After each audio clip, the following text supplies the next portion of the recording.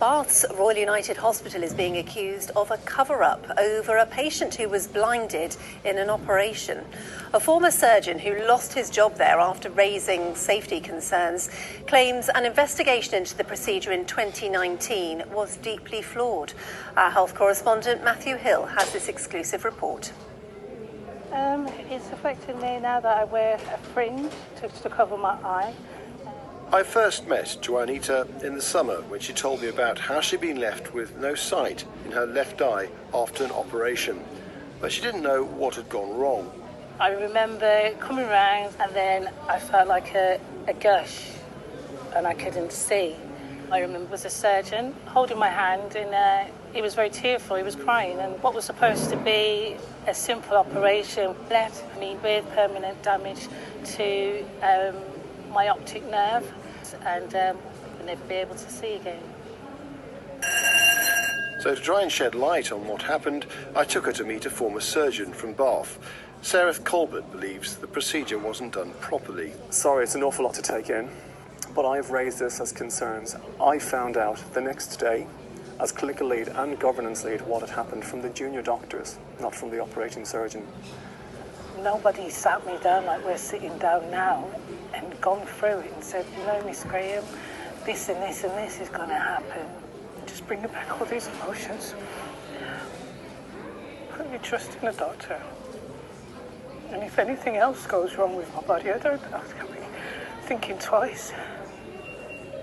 After the operation, a report produced by the Trust said it wasn't to blame, although it could have explained the risks more clearly. I've been put down here, to my amazement, as the lead author on this. That, first of all, is incorrect. This was ran by a nurse who consulted with me for explanation of various terminology. I did not write a word of this. And reviewing this, I have concerns about what's happened and what information you may have been given. The conclusion of this RCA is that there was a paperwork issue being the root cause of the complication. I can assure you that's not the case. Mr. Colbert believes it was raising concerns like this that led him to being investigated by an ex-detective employed by the Trust. That investigation ultimately led him to being sacked last year for bullying staff. The RUH had declined to comment on Mr. Colbert's accusations of a cover-up over her operation.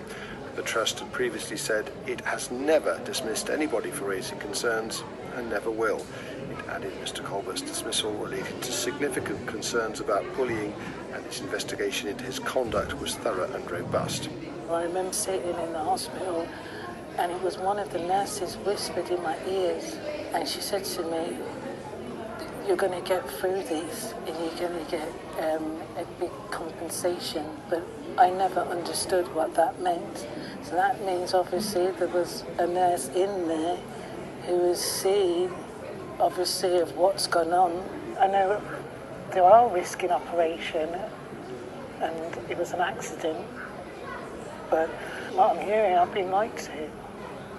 That didn't happen. There's a cover-up. Since we contacted the Trust about Miss Graham, it's decided to reopen her complaint, and she also wants her case to be considered by the Royal College of Surgeons, which is currently carrying out an investigation into the safety concerns raised by Mr. Colbert years ago. Matthew Hill, BBC Points West.